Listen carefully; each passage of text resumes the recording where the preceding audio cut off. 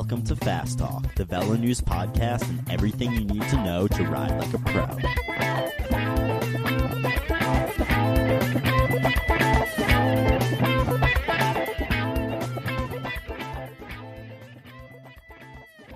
Hello and welcome to Fast Talk. I'm Chris Case, managing editor of Velo News, joined by my oldish, pro-ish co-host, Coach Connor.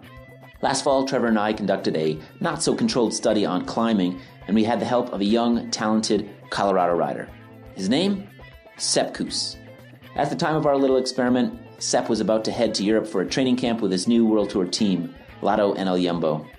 Curiously, Sepp almost didn't want to do the study because he was worried his times of the climbs would be embarrassingly slow. Then, and this is in November mind you, he proceeded to set the second fastest Strava time up the famous Flagstaff climb here in Boulder. We knew then there was something special about Sepp.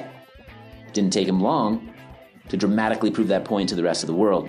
Last week at the Tour of Utah, Sepp made the competition look somewhat like a bunch of amateurs. He dominated the race like it's never been dominated before, winning 3 stages on his way to the overall title. Now he's off to the Vuelta to make his Grand Tour debut. This spring we recorded a podcast with Sepp about what it was like going from domestic U.S. racing to World Tour racing. The theme we tried to bring out was the struggle of jumping to the highest level and the need to persist when your first year is such a grind. So much for that theme. Well, yet despite his meteoric rise, there's really one word we would use to describe this interview: humble. There's also some great advice about training, raising your level, and the value of persistence. So in honor of Sepp's Tour of Utah win, we present our interview with him. We'll talk with him about, first, his career so far. And since Sepp did his first road race just 3 years ago, this part's going to be pretty short. Next, we'll talk about what his spring was like in Europe and surviving his first big race, the Tour of the Basque Country. Next, we'll talk about the mental side of stepping up to a higher level and getting beat up over and over again. Then we'll talk about what training is like in Europe compared to what it's like in the domestic peloton. And finally, we have a long discussion with Sepp about something that may surprise you: his focus on the process rather than the results.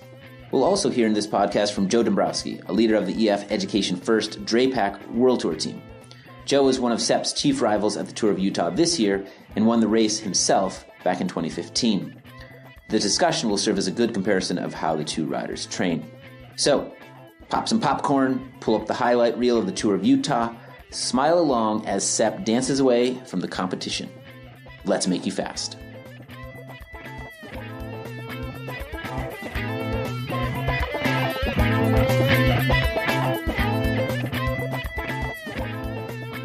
This episode of Fast Talk is brought to you by Normatec.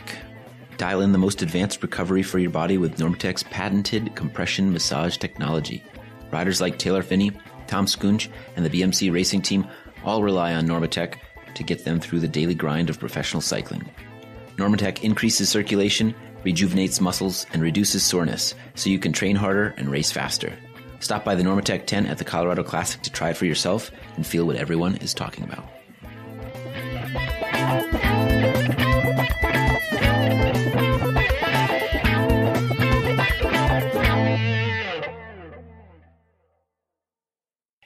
It's been a rapid transition that you've made between collegiate racing pretty quickly to the top of the domestic racing field, and then pretty quickly after that jumping straight into the World Tour.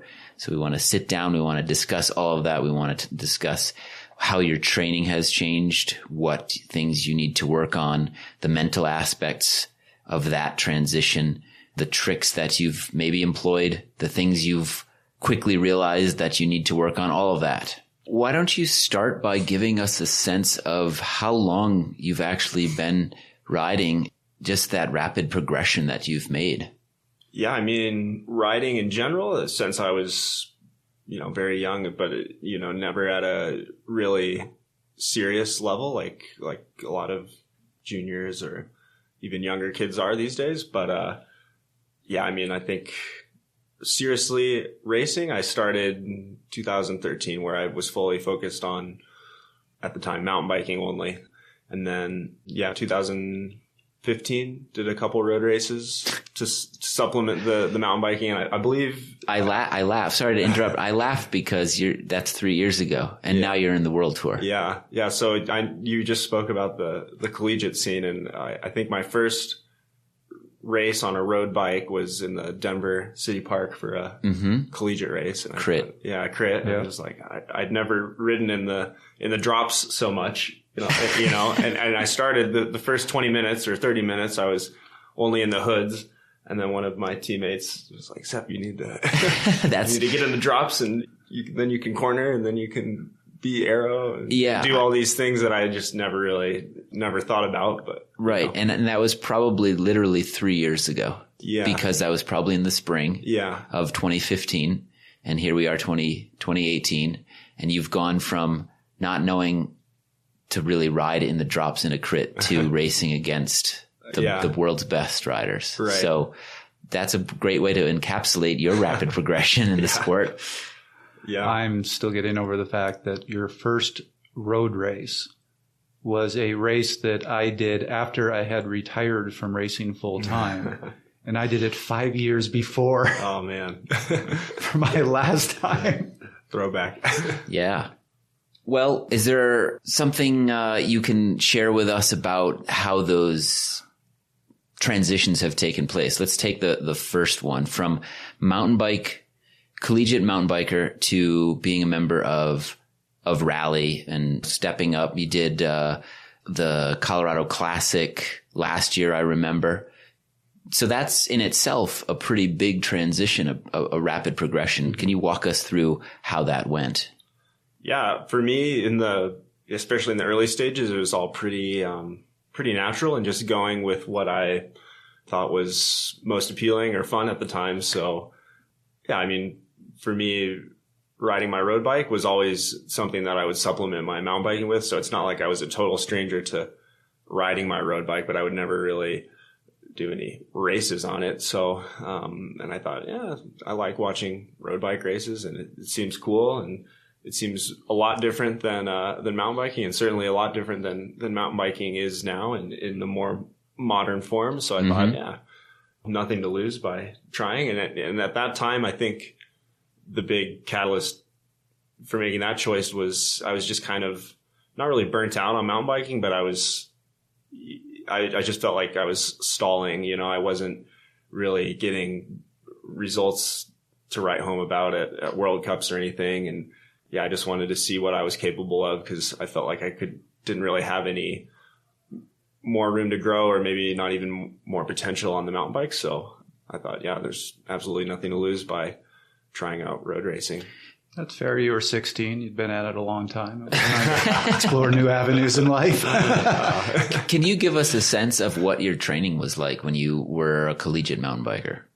Yeah, when I was collegiate, I would pretty much just go on a couple over the weekend. Yeah, just as long as I could ride, basically, and do as many climbs as I could do, and until I was dead. And then I would go home and go back to the cafeteria and stuff my face, have a couple Cokes, and So basically, not a lot of thought went into it. It was ride as much as I could and have fun with it. Yeah, it was definitely the more train harder, not smarter type way. I mean, it was really fun at the time, and I don't think I paid any price for it, or it didn't stunt any development or anything. I think it was just, it's probably what would it keeps you fresh too. Like you don't want a lot of structure perhaps when you're progressing that quickly through the sport or just getting into it. Yeah. I assume you weren't using a power meter much or looking at that data at that time. No, I think I had a power meter starting in 2014. Okay. Yeah, before that, I would just go on epic mountain bike rides, or just all fun and feel. Yeah, just fun and I never really thought much of it, and I was never like, oh, I need to make this choice and this choice. It was just whatever. You probably at that time didn't think that you were going to become a professional cyclist either. No, definitely not. I thought, I obviously loved riding my bike, but I'd never thought that I would be post college that I would be doing this for a living or anything like that. I just thought, do it to the best of my ability, but never was I never had a plan for myself. Like I have to do X and Y to be a World Tour by year 2000, whatever. So right. never had that idea. So you transitioned from mountain biking to collegiate. So you started doing collegiate road cycling. Mm-hmm. What was it like for you when you started doing your first NRC? So I've seen a lot of guys who are racing locally and then they go to an NRC for the first time, and it's a bit of a shell shock reaction. What was it like for you? Yeah, I think 2015, the only NRC race I did was Gila, and I was on an amateur team at the time, team out of Utah, Intermountain Live Well. And I did Gila, and I thought, I'm pretty good at climbing. I think like I can do the Strava KOMs in Boulder. I'm probably all right. And then I just got totally shattered at that race. So it was pretty fun. And I thought, man, I guess I'll never make it as a road racer. Like, that's hilarious. It's just like, man, I can't climb with the top 30 guys in this race. But I wasn't like crushed because of it. I just thought, man, these guys are really fast. And then, I think that just shows how much in road racing, how much of it is experience and knowing how to race rather than just putting your head down and going hard, which you see a lot because in Europe, you see people, or you're racing with people that actually know how to race. It's not that they do, but nobody's head and shoulders physiologically above everybody else. It's right. You're all humans. It's just the intelligence sometimes that makes a difference. Sometimes, and experience and the ability to a lot of different things. But so I was going to ask. So that first time at Gila, was it they're just that much stronger, or was it as much experience knowing where to be at the right time? And I think for me, a lot of it was experience because I was just using so much energy when I didn't need to, and then by the time the climbs came, I was completely empty. And I think it was a bit of that and a bit of just physically maturing. And you were 21 at the time? 20? 20 or 21. Yeah. I think it was my sophomore year of college. Yeah. So how did it progress from there? Was that the point where you said, I want to try to make a go at this, or did you just... Yeah, I mean, even though I didn't, in 2015, I think I only did Gila and Cascade.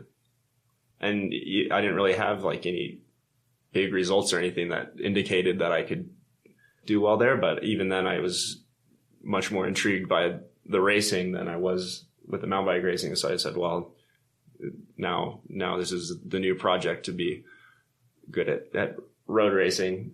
And so then in 2016, I said, okay, I'm not going to mountain bike anymore. I'll just focus on this and give it my best shot. And you used the word project. Do you, this might take us down or off on a tangent, but do you consider this like an experiment? I know you in the past, you haven't had a coach, and we've talked about that. I assume that you use that word because you're always learning. You're always sort of tweaking things and trying to progress. Yeah, I think it would be silly to say that racing in the World Tour is like a project for me, because it's like I can't, there's not much room to, right? For error or for saying, I don't feel like doing it. That's probably the pinnacle of what I could do. So I think that's pretty exciting. But well, so taking a step back, you said you didn't really have any results in 2015 that said anything, but this now became your project. Yeah. What were the steps in that project? How did you say, I'm going to go from what I was in 2015 to a guy who's winning these races? Was there a methodology to it, or was it just ride more? Hard? Yeah.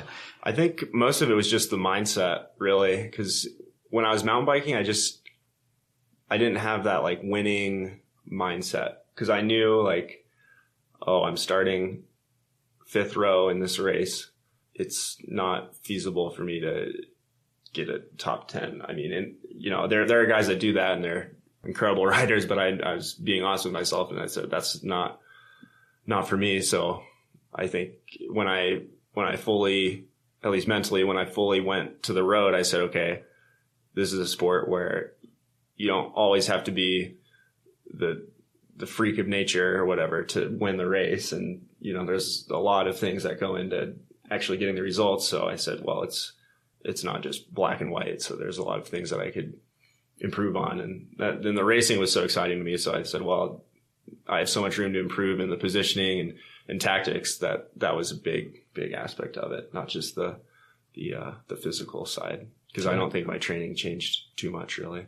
So how'd you figure it out? You didn't have a coach to teach you this stuff. So were you talking to people or just go to races and talk to people. And I mean, there's so many people in Boulder that have, good information, and just the technique of not just riding in a race, but of like pedaling, being smooth on the bike, all those things that I think still a lot of people don't fully notice or understand in themselves. And it's hard to say what exactly clicked, but I really do think it was just the mentality.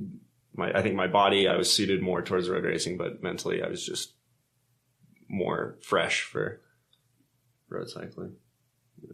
Fair enough. So there was never that shell shock of, oh my God, I'm out of my league.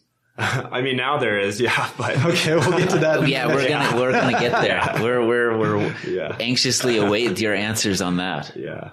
But certainly, so in the domestic scene, you never had that. It was just more, this is something that I want to do. You were excited. And yeah, I mean, there's so much that you can look into. And like nowadays, you can look up any pro on Strava and 60% of them have their power number. You can say, oh, that's a cool interval. Like, might try that today, or things like that. Or you see the numbers they do in races and you say, okay, well, that might be attainable for me with a certain amount of training and things like that. So I think nowadays there's so much that's transparent. Like for me, a guy who likes to, study on that sort of thing, it seemed more realistic. Your mindset fascinates me because and this is full compliment. We kind of suspected this beforehand when we talked about how you progress, that you just kind of were very methodical about it and said, okay, I'm here. I want to get here and I'm going to figure out how to do that. And you just found your ways of doing it. And it doesn't sound like, certainly at the domestic scene, there was ever a doubt of, can I do this? It was just, let's figure it out. Mm-hmm. I think back to a race I did a long time ago, so this is before your time. So the big race back in the old days was Tour de Tuna. And I went with this composite squad, and we had two guys on it. One guy who he was a really good regional rider where he was from. He was winning a lot of races, and the idea was the whole team was going to work for him. And then there was this kid on the team. He was 19. He was at his first big race. And it was fascinating watching them because the guy who was the really good regional rider, he was used to I can just break away, ride away from the fields and win the races what I want. He tried this in an NRC. He was out there for 10 minutes. The field caught him. The field dropped him. Yeah. And at the hotel that night, he just said, I'm never doing an NRC again. Never did. Yeah. Never left where he was from. The kid was out of his league. He was struggling. He was having a tough time. Barely made it through the race, but completely different response. He just went, I want to figure this out. This is the coolest thing in the world. Like, I am definitely not good enough for this right now, but boy, I want to get there. And he ended up going pro. Wow, that's awesome. Yeah. And so I had a feeling you were more like he was, even if you struggled. It was just, no, I'm going to figure this out. Yeah, absolutely. Like, I mean, this year I'm in a totally different situation and even further out of my comfort zone. But I think even if you're just getting your head kicked in all the time, for me, it's demoralizing, but it's, you have to start somewhere. And some guys, their neo-pro year, they're like Bernal, he's almost winning World Tour races. So, but I think those guys are the exception. And being realistic with myself, it's, I have to start at a lower level or expectations. And I think if you immediately say, oh, this isn't for me, it's not in my wheelhouse, never again, then already losing. But I think it says something about ego too, like a regional rider that does an NRC and gets his butt kicked says, I'm never doing one again, because he probably wants to win regional races because he wants that feeling of winning. The 19-year-old that says, I want to figure this out and turns pro. And with you, Sepp, it's like, I want to figure this out. It's because ego isn't a barrier for you to progress, and you are willing to get your head kicked in to hopefully one day figure it out. And whatever that means for you, you're never going to win the Tour de France, right? No. And you accept that. Yeah. But a result here or there is that's what keeps you going. Yeah, absolutely. Yeah. Well, that story that I just told you, I tell that to athletes somewhat regularly. And I use that story as explaining why failure is important. Simply because it's exactly that. There was an ego thing. The regional rider, he did not like to fail. He did not like to lose. And when he competed at a level where he necessarily was going to lose for a while, he said, no, I want to go back to where I can win. Where the kid who progressed much further, and I'm calling him a kid. I'm not giving you the name because I know you've heard of him and you're going to go, wait, you think he's a kid? He's not a kid anymore. He's not a kid Well, you were Rob Britton's teammate. Yeah. Yeah, I mean, Rob and I were training out of the same center when he was just starting out. Yeah, that's awesome. What I'm interested in asking you, and what this kid was willing to accept, is if you really want to hit higher levels, failure is a big part of the game. And it seems like that just doesn't bug you at all. No, not too much. I mean, I think I'm pretty optimistic, not like delusionally optimistic, but yeah, there's definitely people that are, I think, delusionally optimistic that's kind of rude, I guess. But No. Yeah, especially in cycling, when it's so accessible to be like a pro, there's people that are just forcing it too much, Mm-hmm. But for me, I'm just pretty optimistic, and I know what my limitations are, but you can always surprise yourself. Let's jump into that a little bit. You have had several DNFs this year. Yeah. You've stepped into the big leagues. Yeah. You've been in the breakaway at Strade Bianche. You had some highs and some probably more lows though. Yeah. Definitely. And you've had your head kicked in as you've said. How do you cope with that? It's hard to say because it's for those races, like for example, like Basque Country. I've never done anything that's that hard, and I've never done that race before even. So I don't know what to go off of for a lot of those races. Like I don't know if what kind of improvement I can shoot for like next year or in the next month, because I don't know what it's completely foreign terrain to me. So what was you say it's the hardest thing you've ever done? What was different comparing it to like a Cascades or even a Tour of California?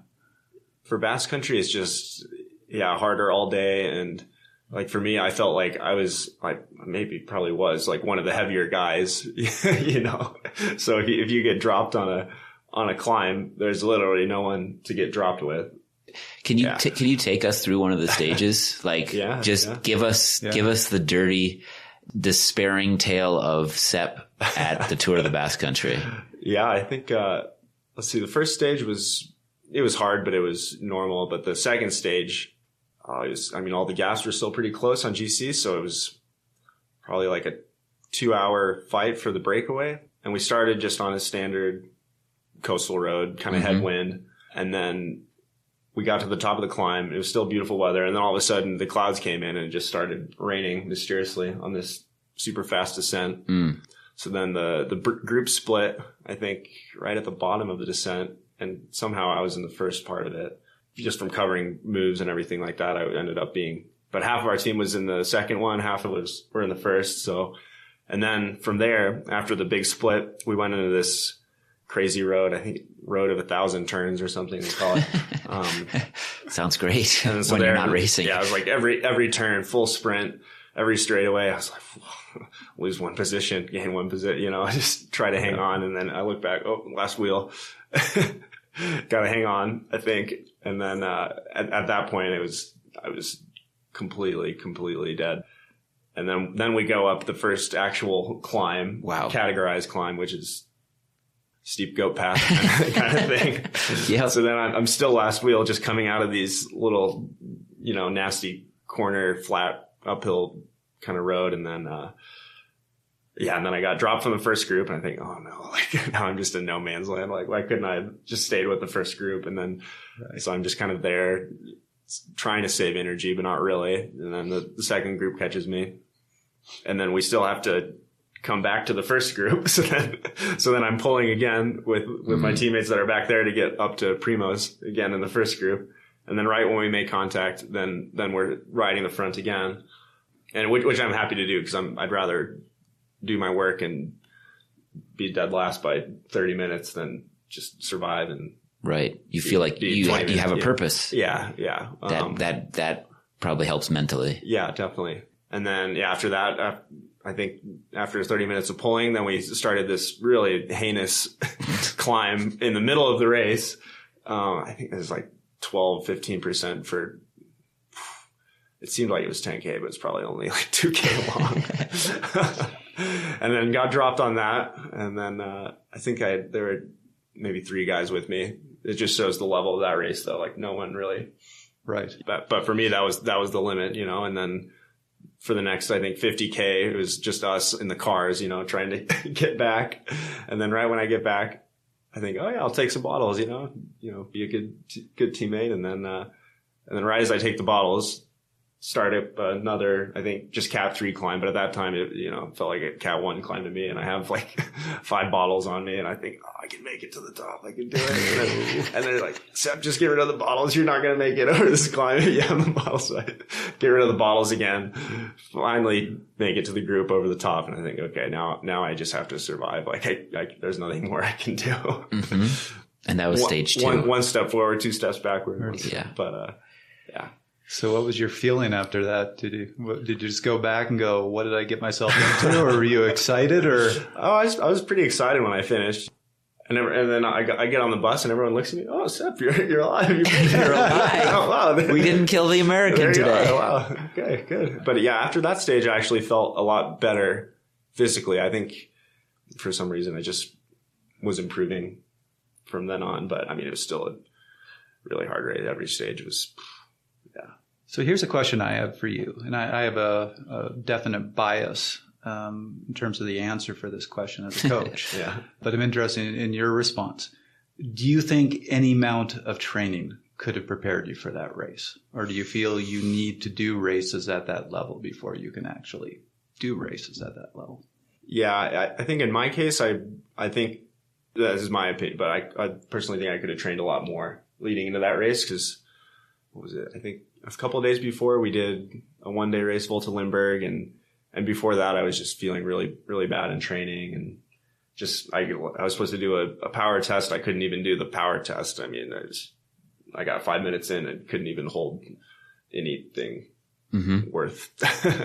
worthwhile. Only what you and I do. Yeah. Probably 100 watts more than what. No, you guys are machines. Yeah. So I think mentally for me, it's harder for me to be in a good mental place if I know that I'm not like at my best physically leading into a race.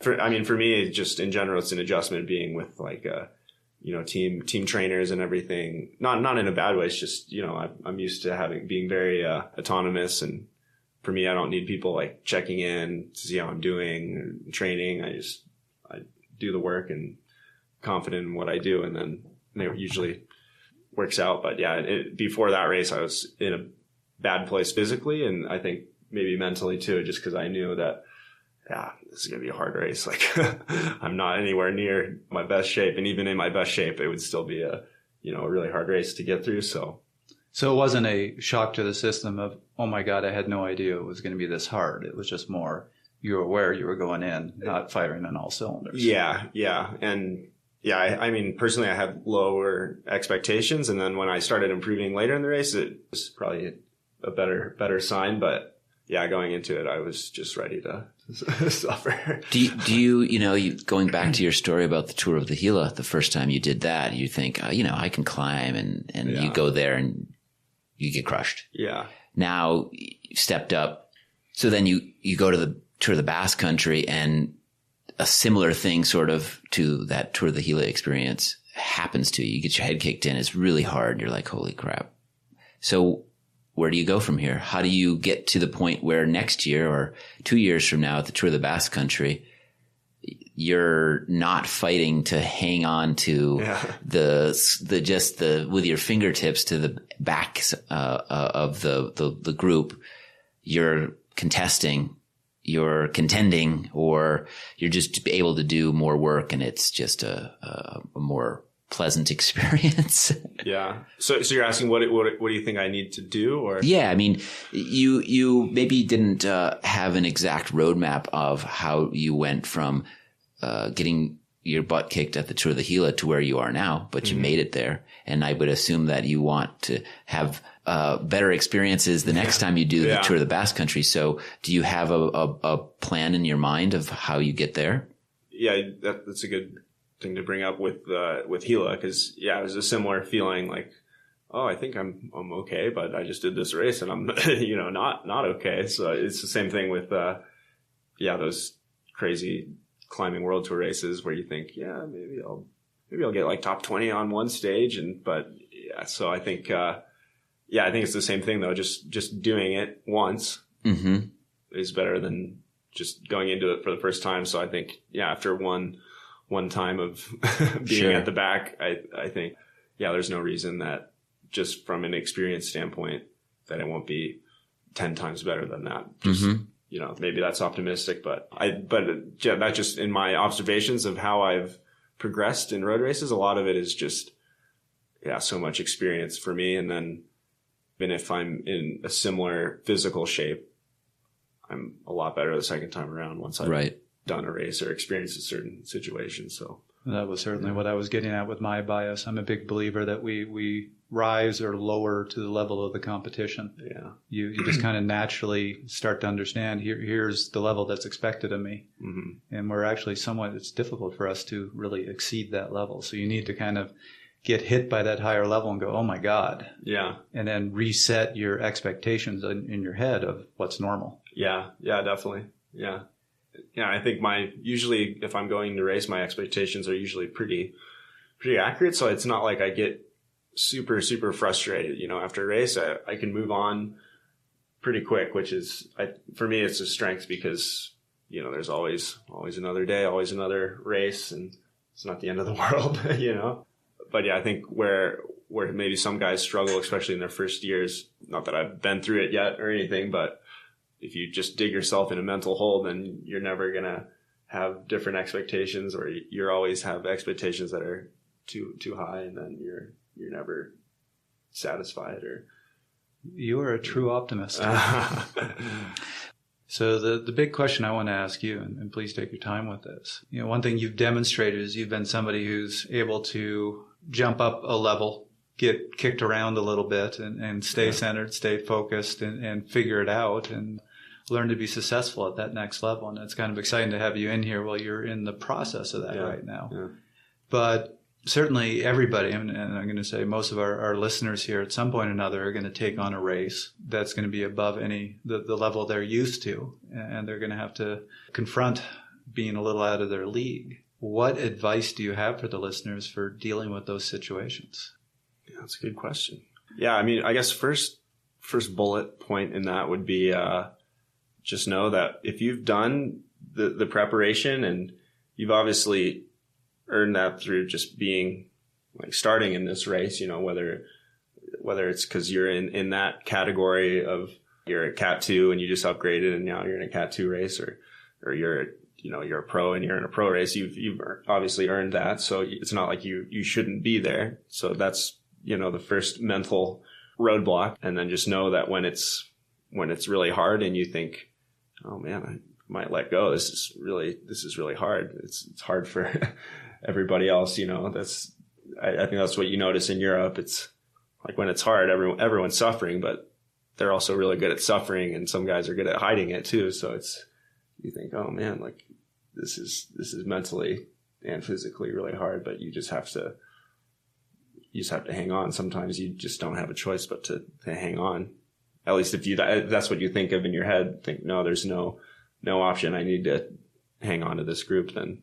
What does it mean to be really good at suffering? I think people out there don't, that's a bit vague. Do you use any particular strategy to help you cope with the pain, the suffering, and is it a mental thing? Do you have a mantra?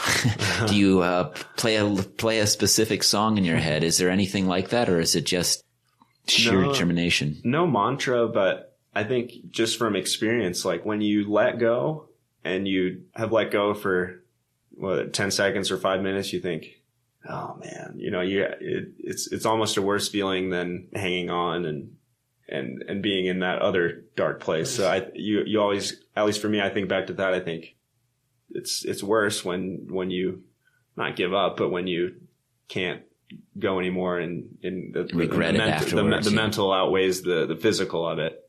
And I work with athletes who struggle with that. One of the things I have them do is when they line up on the start line, they have to finish the race.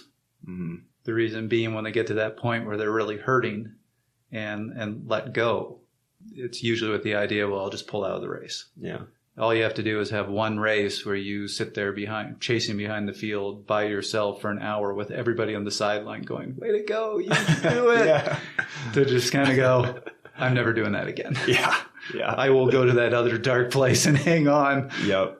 So I don't have to be behind the field for an hour. Yeah. Because then you always, when you're decompressed from the race or whatever, you always look back and think, I probably could have just dug a little deeper. I won't let it happen next time. It takes a while to know that, but I think that's what I think of. It's just the disappointing yourself. Those feelings of guilt or regret or whatever you want to call regret, it. So continuing with that question, let's take that Cat 2. This guy's, you have a rider. They've just upgraded to Cat 2. They've gone into a race and they just got kicked around, dropped out of the group, finished way back. What do they do then? What do you do to get yourself back on course? Do you reevaluate your training? Is it just mental and tell yourself eventually I'm going to figure it out? Or how do you keep yourself from getting demoralized? And it's definitely helpful to evaluate, but I don't think it's necessarily good to evaluate the whole training, because a lot of it is just trust. Sometimes it's just a luck thing, or and there's so many factors in road races. Like, you got killed in this crit, but these three guys it was their peak event of the year, and for you it was your build up or whatever. And there's so many people in the race and so many different outcomes that you can't just be set on that end result, because there's so many B variables that are out of control, So if you did your best, I don't see why you can't go into the next race and think, okay, well, maybe the whatever variables there are going to work in my favor. Maybe I'm good at crosswinds, and the next race has crosswinds. Maybe then those guys that beat me in this race will be behind. Or let's keep in perspective. That's a good way to put it. I just had a bad race, so I suck and I should quit. I don't no think gain to thinking that way. Never good to take it personally, I don't think. Dial in the most advanced recovery for your body with Normatec's patented compression massage technology. Riders like Taylor Finney, Tom Skoinch, and the BMC racing team all rely on Normatec to get them through the daily grind of professional cycling. Normatec increases circulation, rejuvenates muscles, and reduces soreness so you can train harder and race faster. Stop by the Normatec tent at the Colorado Classic to try it for yourself and feel what everybody is talking about.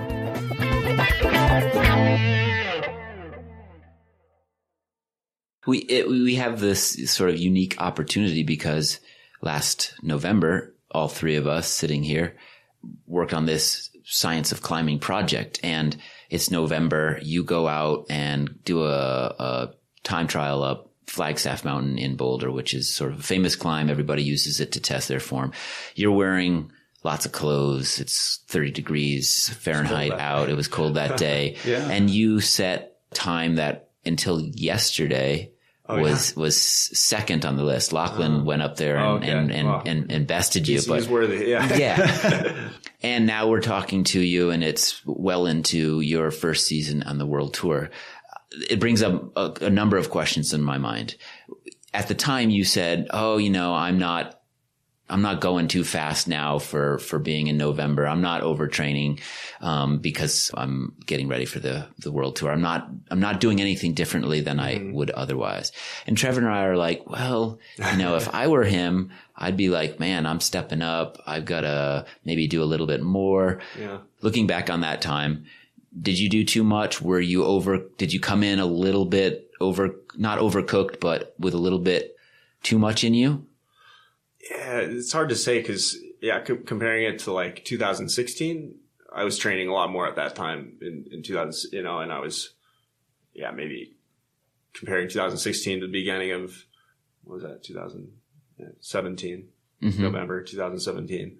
I was in, much better shape 2016 at that time, but you can't really compare. Like, I guess I was so used to taking like 4 months off the bike for ski season, and then start riding again in May, and then, start skiing again when the snow falls. So, so now it's like, oh, I'm a cyclist. Like, I like to ride my bike.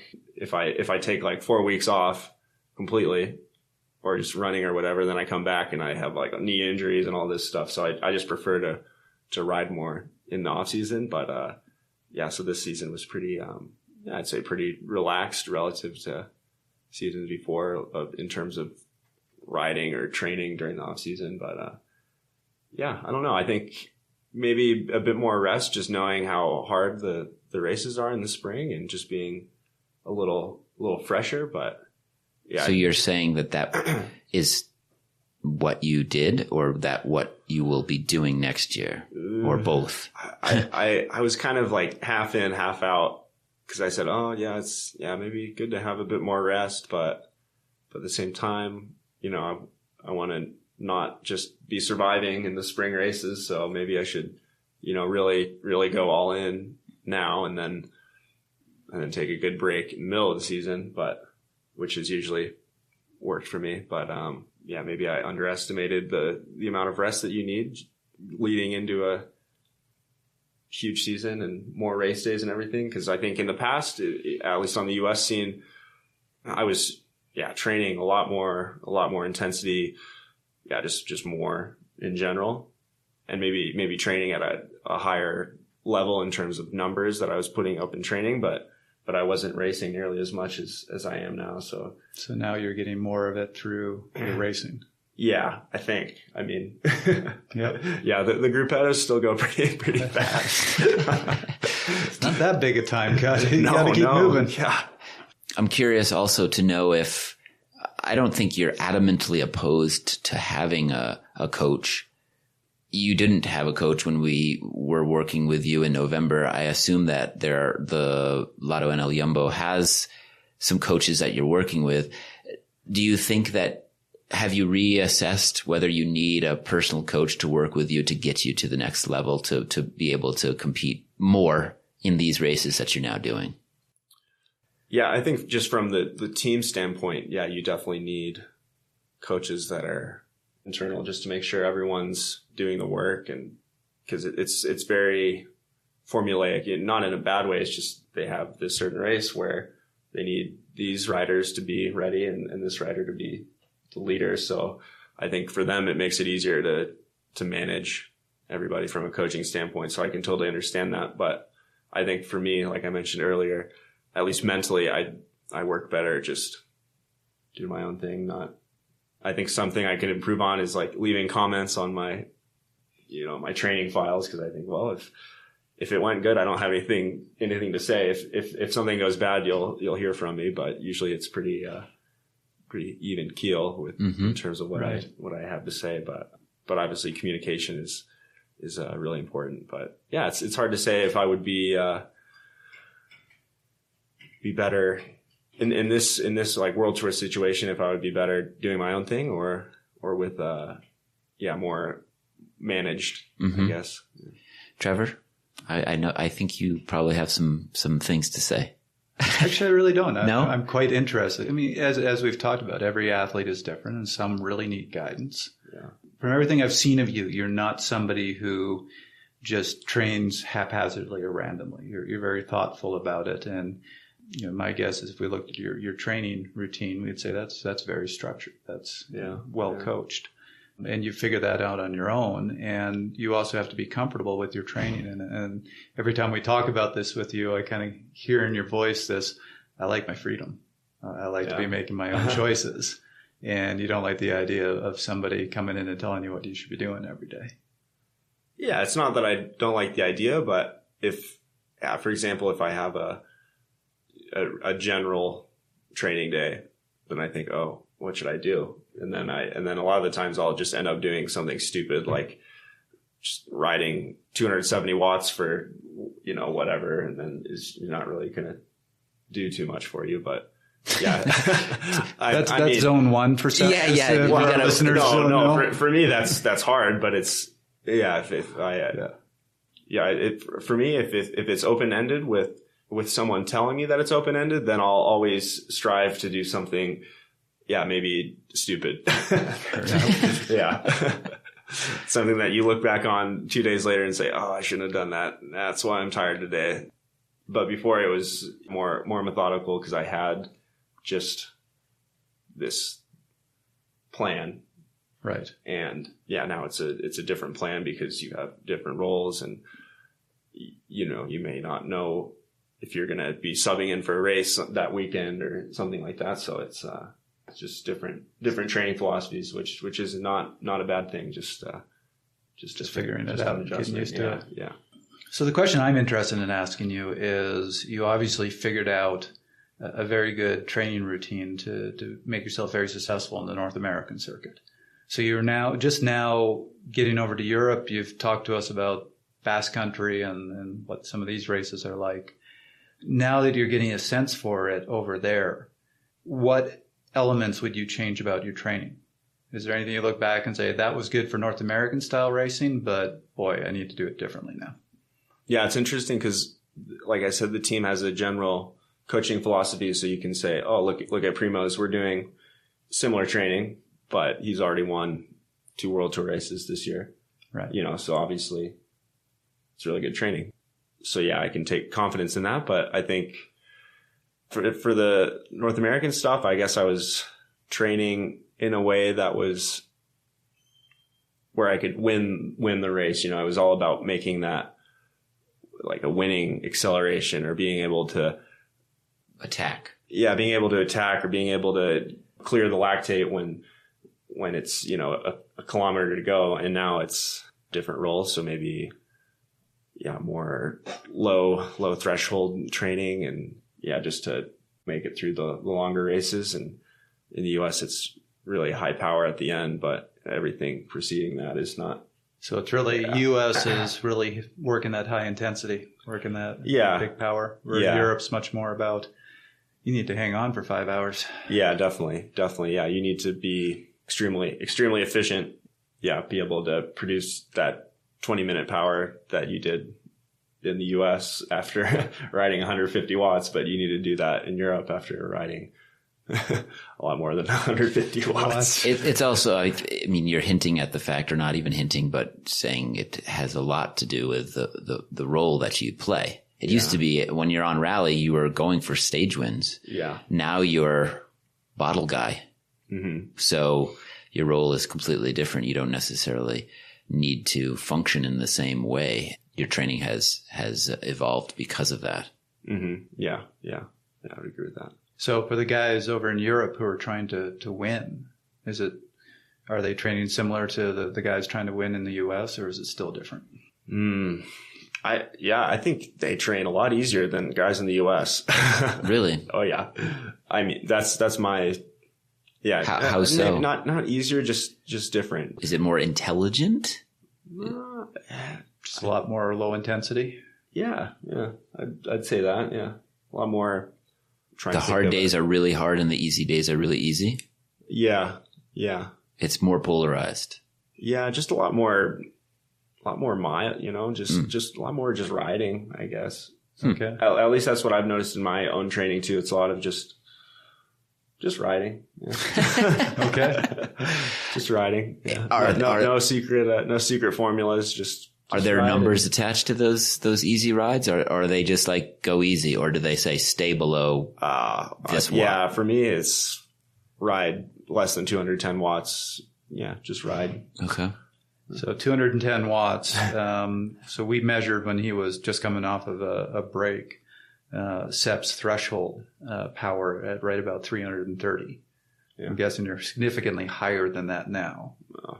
So when you're saying 210 watts, we're probably talking 60-65% of your threshold power. About that. Yeah. 2/3. I can't do that math in my Sorry. It's 2/3, yeah. Yeah. So it's easy. Yeah. Okay. Pretty easy, yeah. And let's disregard your results. Yeah. Let's throw that. I mean, it's hard to do, but throw out all the other things that have to do with bike racing. Yeah. How do you actually feel physically? Do you feel stronger than you've ever been? No, but yeah, it's just such a different situation, you know, like if I compared a lactate test I did after California last year to now, it would be probably much better last year, but yeah, I think there's so much going into that, you know, the fact that I've already done probably like 3/4 of the race days that I did last year and all the rest that's associated with that, and heavier than I was last year, just for whatever reason, you know, just things like that. Joe Dombrowski, one of the leaders of EF Education First Ray Pack presented by Cannondale, was the 2015 winner of the Tour of Utah. This year, Dombrowski and the EF Education squad were one of Sepp's top rivals for the yellow jersey. On the second to last day, the Queen stage of the Tour, EF Education took control before the finishing snowbird climb and relentlessly attacked Sepp, trying to take the jersey off his back. When Dombrowski attacked, Sepp went with him, quickly wilting the group down to just a few riders. And ultimately, Sepp dropped all of them and went on to win his second of 3 stages in a row. We bring this up because we recorded an interview with Dombrowski about his training for our episode on polarized training, but unfortunately didn't have the space for it. Thankfully, we hung on to the interview knowing we'd be able to use it in a future episode. So now we have this incredible opportunity to compare the training of 2 of the biggest contenders at this year's Tour of Utah. Without offering any opinion, let's hear what Dombrowski has to say about his training since 2015. Do you take a polarized approach to your training? I would say that for me, it depends on the time of year. The last few years, I've, in the winter, gone to actually a really low volume, highly anaerobic focus. For example, in December, a week, I might only do 14 to 16 hours on the bike in a week, but which for you is low. Which for a World Tour rider, that would be a pretty light week. Yep. So I've gone to this sort of winter plan of doing these low volume weeks where maybe I'll have 1.5 to 2 hours a day and then 1 long ride per week. But with that, I've been doing typically 3 days in the gym per week, mostly focusing on major compound movements. So squatting, deadlifting, I use the leg press, and then the rest is more like sort of core stability type work. And then on the bike, a lot of focus on maximal efforts from 5 seconds to 2 minutes. And also this year, actually, I did quite a bit of riding, probably twice a week on a fixed gear, which, you know, I didn't have a power meter on it. I just go by heart rate. But it's similar in that, you know, if you go do a ride on rolling hilly terrain on a fixed gear, you're going to be stomping up some climbs at 600 watts, and then you're going to be spinning at 130 RPMs downhill sometimes. So you have a lot of variability in cadence, but also power. Mm-hmm. And then later in the year, you know, now sort of getting into this like pre-Giro first Grand Tour of the year time period, I go more to more sustained efforts, a lot more volume. And this is the 3rd winter I've done this. And I started it when the winter after the 2015 season, Jonathan Vaughters, who's obviously our team manager, started writing my training plans. And we did this focus, you know, on this really anaerobic stuff, mostly because I'm already so, I do well with, you know, these longer efforts at altitude, really steady state stuff. Mm-hmm. But often the hardest part of the race for me is just jumping out of corners or coming into the bottom of climbs, that sort of stuff. And the first year, so 2016, it worked really well. 2017, we started throwing a lot of this like fat max, like steady state type efforts in the winter as well. So it'd be like, maybe 2-day blocks with like an anaerobic focus. And then the second day we built up to even like, it was a bit crazy, but like I would do like a 6-hour ride with 3 times 90 minutes at like 320 watts. And it didn't work at all. Like I just really, most of the year I didn't ride very well. And I probably trained a bit too hard in the winter. And I don't know if there were times that I was like kind of close to where I knew I can be, but it wasn't a great year. And, this winter, we went back to kind of that anaerobic focus over the winter, but stayed away from that sort of middle power, if you want to call it that. And now I've gotten into, I've been at altitude, been doing more longer sustained efforts. So I guess to go back to your question, there are times of the year where there's really polarized training in the sense that this winter I'd go out and do maybe 2 hours in the morning and ride at 200 watts and then do 8 1-minute maximal efforts. And then in the evening, go to the gym and be squatting in the gym, like 5x5 sort of reps. Mm-hmm.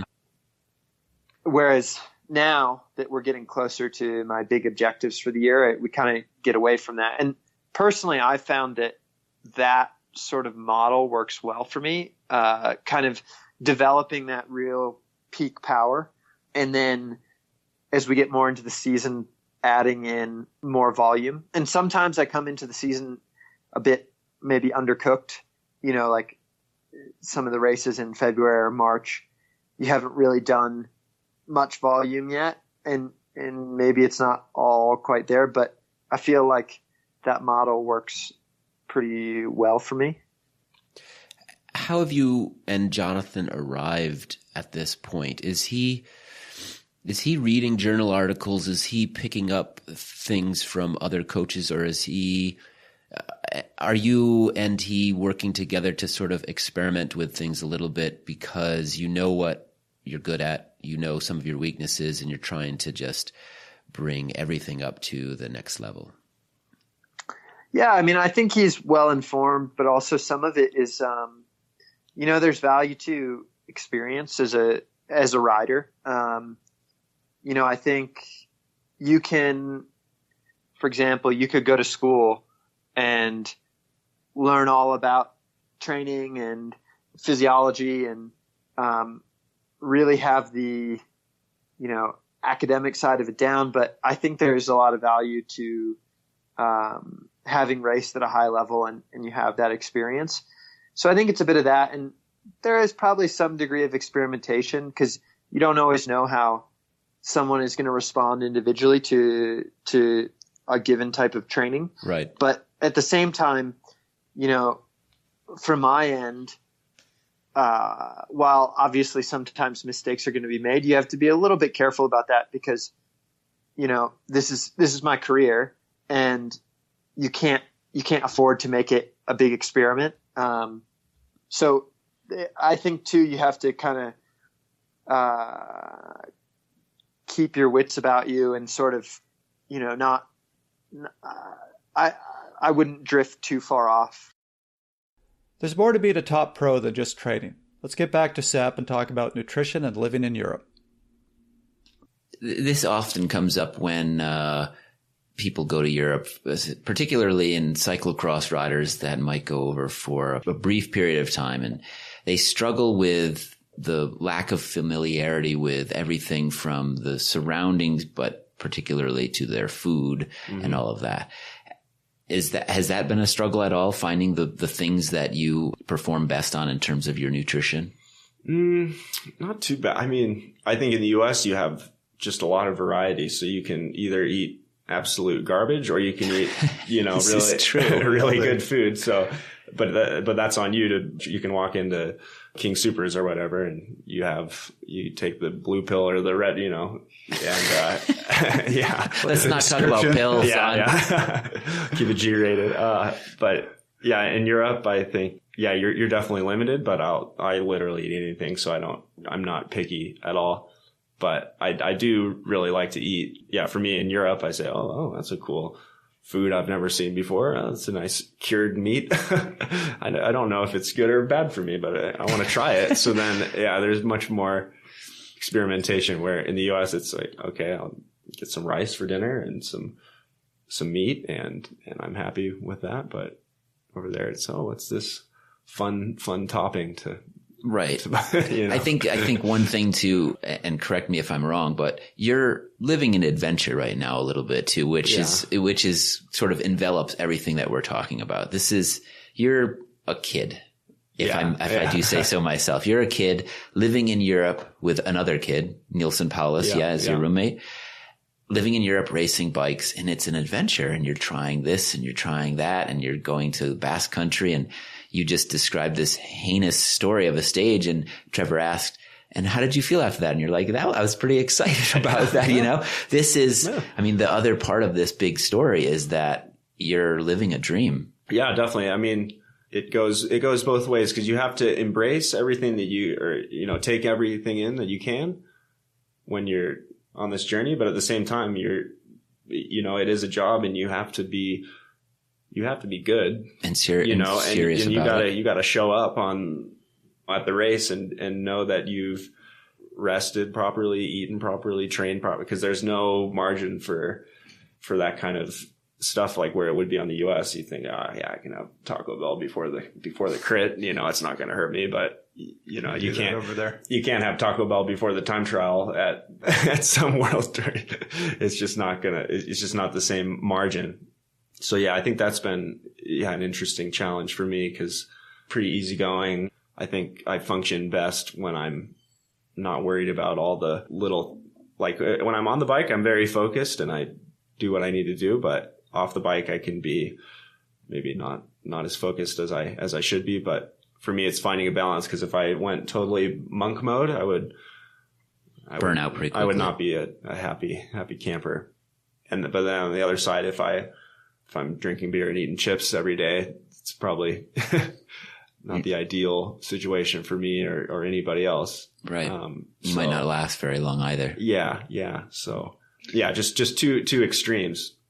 And I've never been at any one of those extremes. I think I've had a really good balance, and I think I credit that a lot to how I've been able to progress like I did, is because nothing was ever super forced.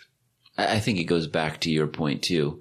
It wasn't even a point. It was a statement about how you just carry yourself, which is setting reasonable and not delusional expectations of yourself. And that means sometimes setting your ego aside, just understanding the situation, considering all of the other players, the course, whether it suits you, where you are in your season, taking all of that information in, whether it's literally writing, going through a checklist, or just having this innate sense like you probably do at this point, and setting a reasonable expectation. And therefore, if you go into a race and you get your butt kicked and you've got your expectations really high, you can get yourself into trouble that way.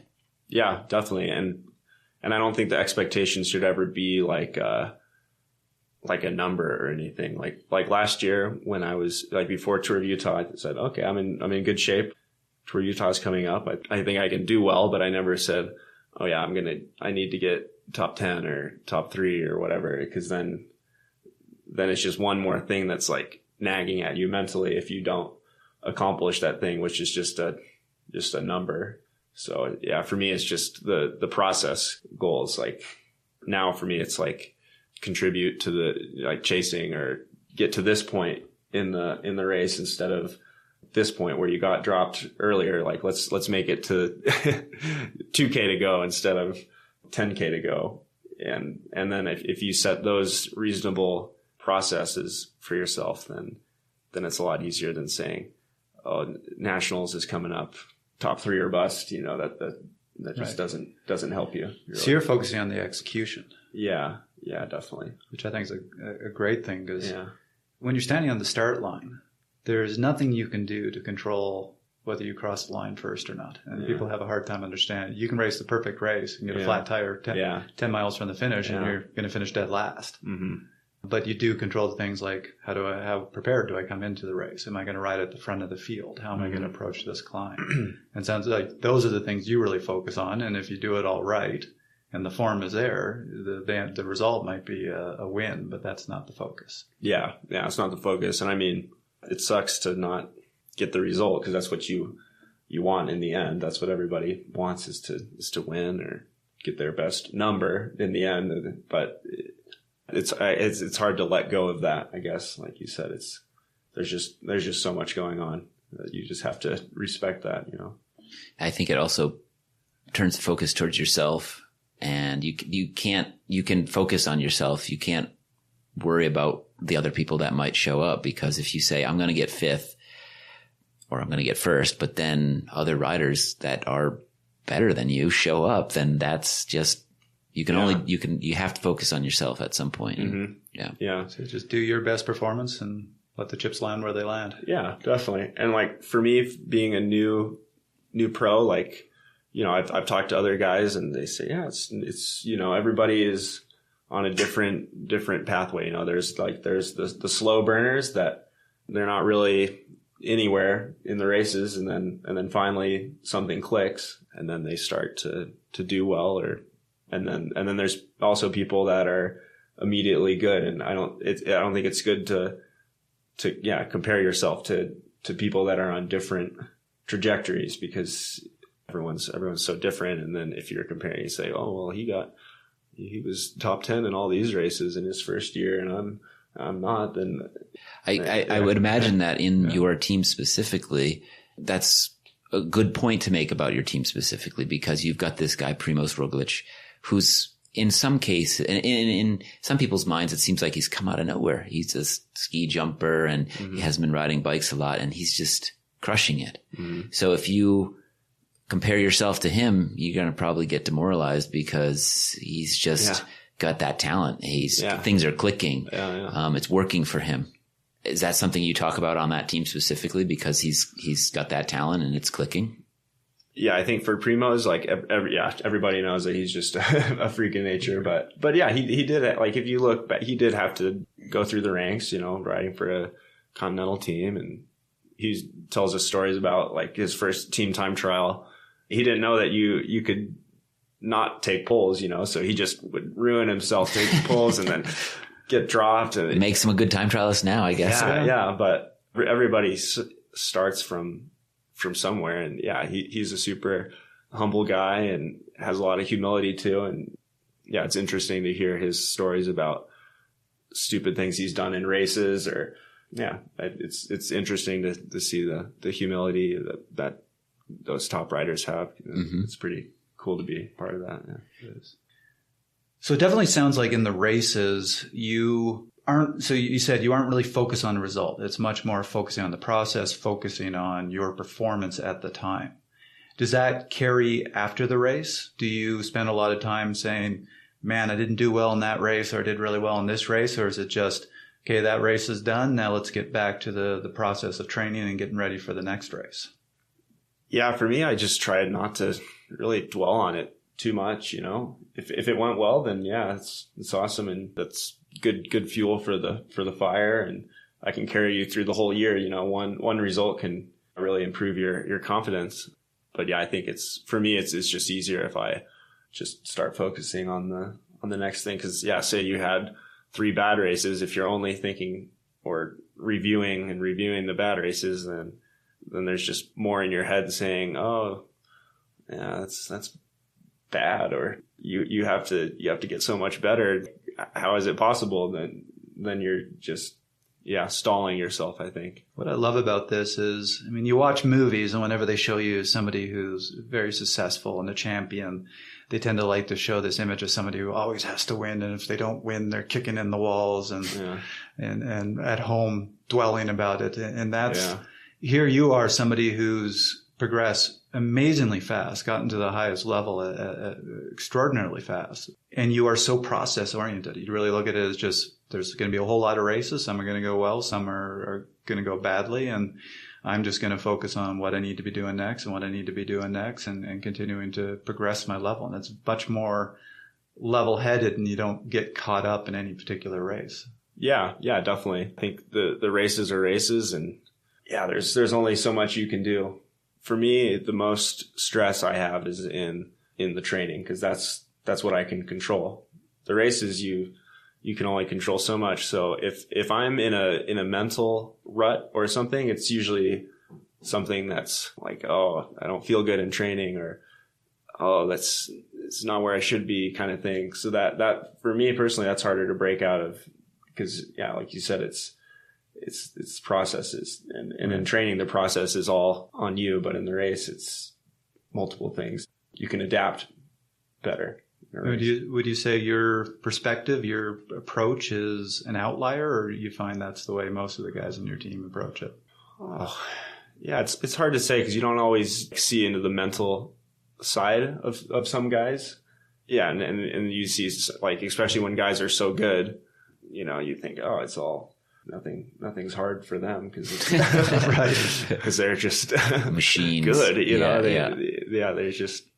there's definitely a lot of guys on my team that, at least from the outside, you'd think, oh, that, like you said, that guy's got to be super anal and just never happy, or never pleased with the last result, always shooting for the next thing. But yeah, I think a lot of those guys are pretty easygoing, because they know what they can do and what they can't do. And right. You used to, in your short time on the domestic scene in North America, have a chance of winning. You don't really have that chance right now. So you're a worker. You're a domestique. It seems like for a guy like you, that's perfect. You're perfectly willing to do that work, play that role, have that purpose, do as much as you can, and be satisfied with sort of that work ethic at the end of the day. Mm-hmm. Yeah, that's true. But I think ultimately you need to get the results, because that's what it's all based on in the end. It's the confirming whatever they see in you, whether that's being the lead out guy, or being the last man in the mountains, or being the guy that wins the race. Like you need to get the result in the end. So I think, yeah, maybe it's a different mental switch. Like this year for me, just, working and having pretty low pressure environment, just as long as I do the work that they tell me to do in the meeting, then it's okay. But yeah, could you take us inside what it's like on your team before a race, and how it's all sort of spelled out, who's doing what? Yeah, the weeks before the race, we have a general plan and general expectations for each rider. So with our schedules too, we know, like, okay, I have this race in August, and it looks like I'll be the helper for this race. So that's pretty clear. Yeah, everything's very, very clear, which is nice. There's not much ambiguity mystery about which is good, especially if you're there to do a job, because you know exactly what's expected of you. So yeah, we have that general idea going into it, and then before each stage, we kind of just go over that again, and then say, all right, you guys are covering the moves in the beginning, and then maybe two guys will ride on the front, or be the first, like, workers to sacrifice themselves, and then depends on the race situation. Yeah, but it's really not too overly specific, because they know that you can't plan, because I've been in both. I've been in meetings where it's so specific that you think, okay, like, I guess that's how we're gonna do it, and I don't know if it's gonna work, but we're gonna do it. And then if it's so specific like that, it usually doesn't ever pan out like that, and you can't plan for situations. And if everybody just knows, I think all you need to do is know what your role is. You can focus on yourself. Yeah, because everyone's smart enough to figure it out in the heat of the moment. And we did a whole episode on that. Have roles, not a plan, because plans go out the window on the start line. Yeah. I think the only place you can, if you have a stage where you have like 3 category 1 climbs and it finishes with an HC climb, you can be pretty confident how that stage is going to play out. Yeah. Beyond that, you just never know. No. Yeah, I don't think we've ever had a super formulaic plan. Now that you've had your eyes opened to this world tour, what do you think you're capable of? You don't have to put a number on it. For me, I'm more motivated for not like grand tours or anything necessarily. I mean, it'd be awesome to race some, but I think like one day races like Lombardia or something would be cool to perform at. But in terms of what I'm capable of, I think it's really fun to be like a really good support rider. I think that's motivating for me. And I know some guys it's not motivating, but for me, it's cool to be part of like a team effort and winning contribution. And I think that would be cool for me to do. But yeah, for individual goals, I think just, those cool one-day races, Lombardia, Strade Bianche would be cool. The races that are fun to watch, I think, are the races that I would like to do well in. But yeah, it's hard to say exactly how far I can go, or because there's people that have a vision of what you're going to become, and then there's you, and I'm the only one that can, do Make it in the happen. end. Yeah. Right. But yeah, you can't worry about what other people are like. Oh, climber, he's good at long climbs. Oh, he's good at short climb. It's all on you to do it. Okay, Sepp. So we got you on the clock for 1 minute. Your takeaway for the listeners out there. Your tips, top 3, top 5 tips on how to step up to that next level. First of all, would be just setting realistic, process-oriented expectations, if you want to call them that, expectations for yourself. Mm-hmm. If you don't shoot too high, don't shoot too low. You're going to be pleased with how you do, so long as you do everything in your power to get there. Give 100%, or leave it all out there, whatever that means. And the second would be just keeping perspective. There's always another day, always another race. Try not to dwell on things. I mean, analyze what went wrong, what went well, but don't dwell too long. And always look forward and positively to whatever's coming next. I'll add one really quick addition to your second tip there, which is I like to tell my athletes whenever they're going to a race that they're getting a little stressed about, write down what your next race is. Just to have that reminder to yourself that this is not the end of the world. No matter how this goes, there's a race after this. Mm-hmm. Helps to keep the perspective. I think another one is patience. Sepp doesn't need patience because he went from not knowing how to race a crit in Denver 3 years ago to racing the Tour of the Basque Country. So he didn't really need that much patience. But sometimes it just takes it takes longer than maybe you want it to click. Having patience is a great asset. I went from not knowing how to race a crit in Denver to in 15 years doing a podcast. Progression. Patience is all relative. Yeah.